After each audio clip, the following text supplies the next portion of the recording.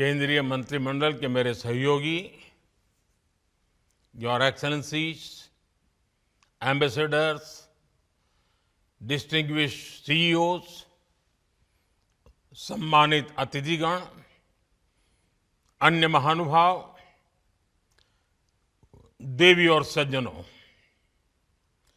India energy week में देश और दुनिया भर से यहाँ यशोभूमि में जुटे सभी साथियों को नमस्कार।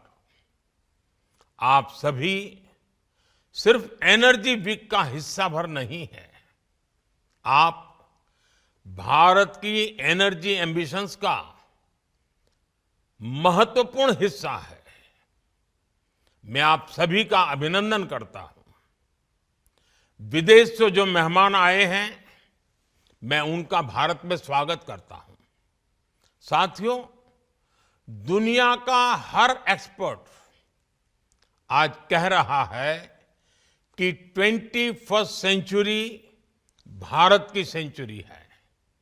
भारत अपनी ही नहीं, दुनिया की ग्रोथ को भी ड्राइव कर रहा है और इसमें हमारे एनर्जी सेक्टर की बहुत बड़ी भूमिका है।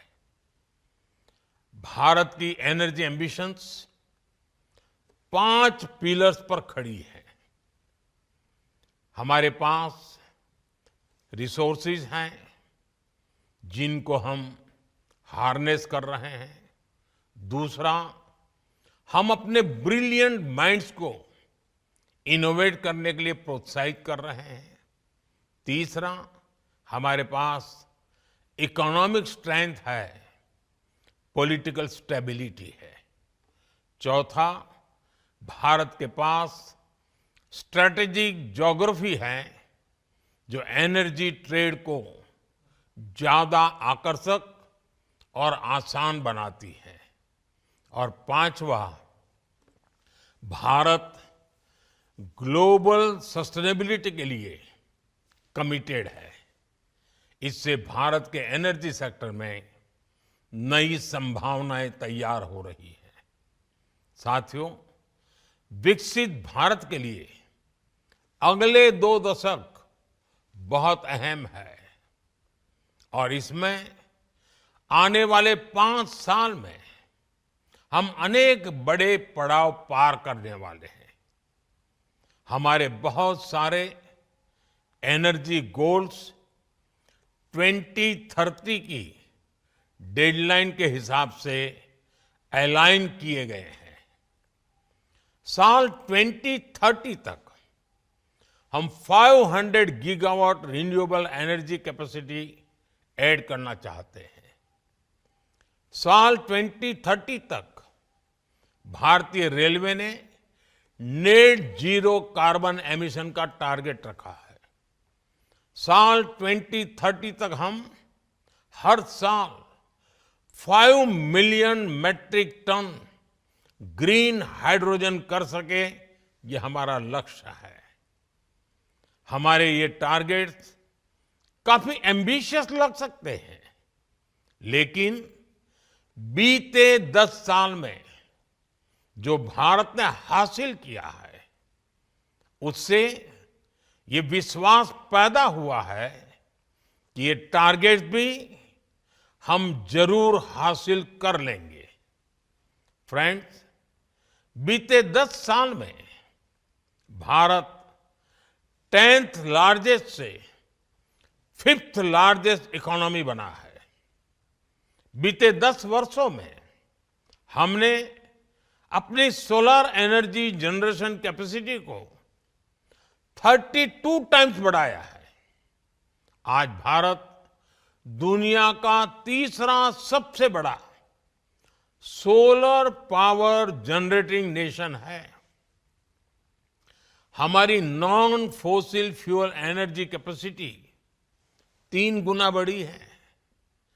भारत G20 देशों में पेरिस समझौते के लक्ष्यों को पूरा करने वाला पहला देश है। भारत कैसे अपने लक्ष्य समय से पहले प्राप्त कर रहा है, इसका एक और उदाहरण है इथेनॉल ब्लेंडिंग। आज भारत 19% इथेनॉल ब्लेंडिंग कर रहा है। इससे फॉरेन एक्सचेंज की सेविंग हुई है और सब्सटेंशियल फार्मर रेवेन्यू जनरेट हुआ है। साथ ही CO2 एमिशंस में सिग्निफिकेंट कट भी आया है।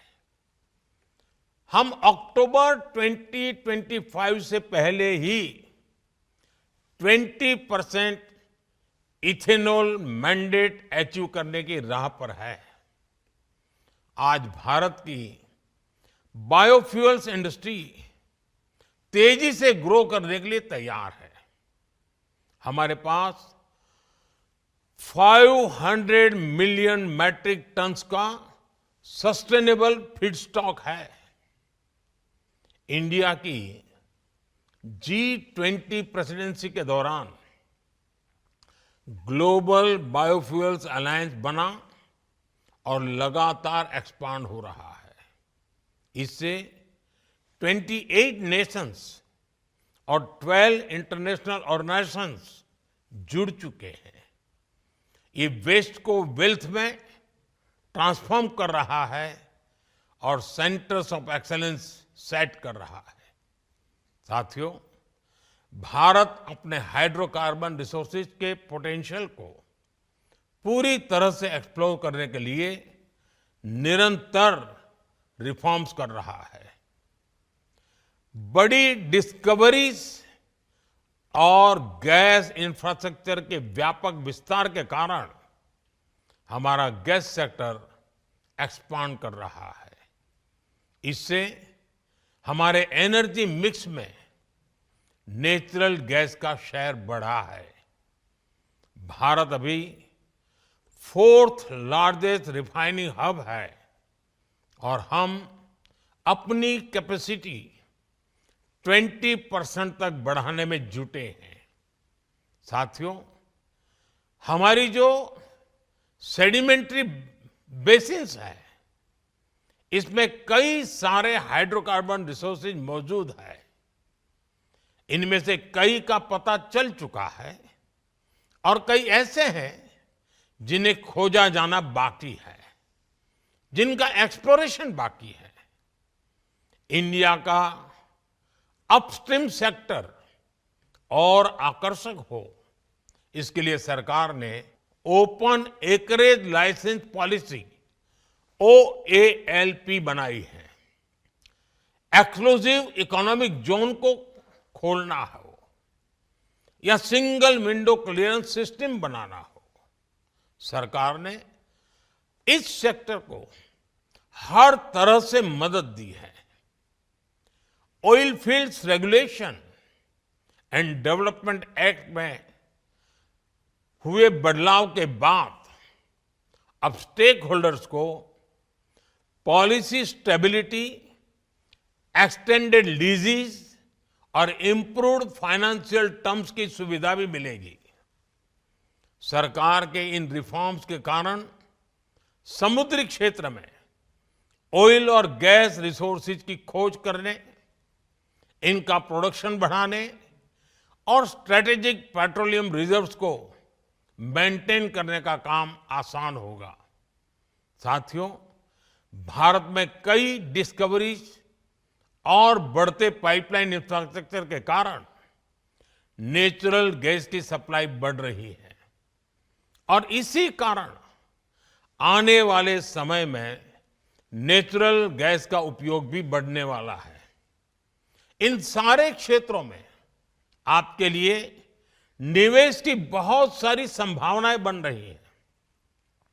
साथियों, आज भारत का बहुत बड़ा फोकस मेक इन इंडिया पर है, लोकल सप्लाई चेन पर है।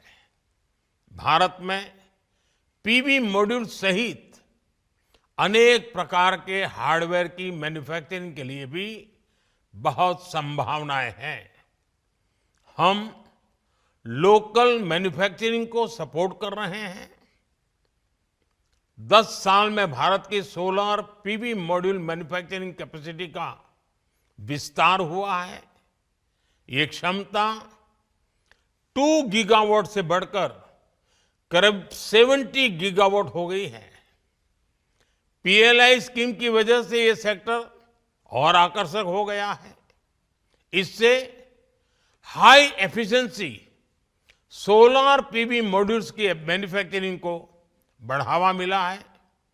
साथियों, बैटरीज और स्टोरेज कैपेसिटी के सेक्टर में इनोवेशन और मैन्युफैक्चरिंग दोनों के लिए बहुत अवसर हैं। भारत बहुत तेज गति से इलेक्ट्रिक मोबिलिटी की तरफ बढ़ रहा है। इतने बड़े देश की डिमांड पूरा करने के लिए बैटरीज और स्टोरेज कैपेसिटी के क्षेत्र में हमें बहुत तेजी से काम करना है। इसलिए इस वर्ष के बजट में भी हमने ग्रीन एनर्जी को सपोर्ट करने के लिए संबंधित अनेक घोषणाएं की है। सरकार ने ईवी और मोबाइल फोन बैटरी की मैन्युफैक्चरिंग से जुड़ी कई चीजों को बेसिक कस्टम ड्यूटी से बाहर किया है। Cobalt powder, lithium ion battery waste, lead, zinc ऐसे अनेक क्रिटिकल मिनरल से ड्यूटी हटा दी गई है। नेशनल क्रिटिकल मिनरल्स मिशन भी भारत में एक सशक्त सप्लाई चेन के निर्माण में बड़ी भूमिका निभाएगा। नॉन लिथियम बैटरी इकोसिस्टम को प्रमोट करने की दिशा में भी हम आगे बढ़ रहे हैं। इस वर्ष के बजट में हमने न्यूक्लियर एनर्जी सेक्टर को भी ओपन कर दिया है। एनर्जी में हो रहा हर इन्वेस्टमेंट नौजवानों के लिए नई जॉब्स क्रिएट कर रहा है, ग्रीन जॉब्स के अवसर बना रहा है। साथियों, भारत के एनर्जी सेक्टर को मजबूती देने के लिए हम इसे जनता की पावर से लैस कर रहे हैं। हमने देश के सामान्य परिवारों और किसानों को ऊर्जादाता बनाया है। बीते साल हमने पीएम सूर्यघर मुफ्त बिजली योजना शुरू की। इस योजना का स्कोप सिर्फ एनर्जी प्रोडक्शन तक ही सीमित नहीं है। इसमें सोलर सेक्टर्स में नई स्किल्स बन रही हैं, नया सर्विस इकोसिस्टम बन रहा है और आपके लिए निवेश की संभावनाएं भी बढ़ रही हैं। साथियों, भारत ऐसे एनर्जी सॉल्यूशंस देने के लिए कमिटेड है जो हमारी ग्रोथ को एनर्जाइज करें और हमारे नेचर को भी एनरिच करें। मुझे विश्वास है इस एनर्जी वीक से भी इस दिशा में कुछ ठोस रास्ते निकलेंगे। मुझे उम्मीद है कि आप सभी भारत में बन रही हर संभावना को एक्सप्लोर करेंगे। आप सभी को बहुत बहुत शुभकामनाएं। धन्यवाद।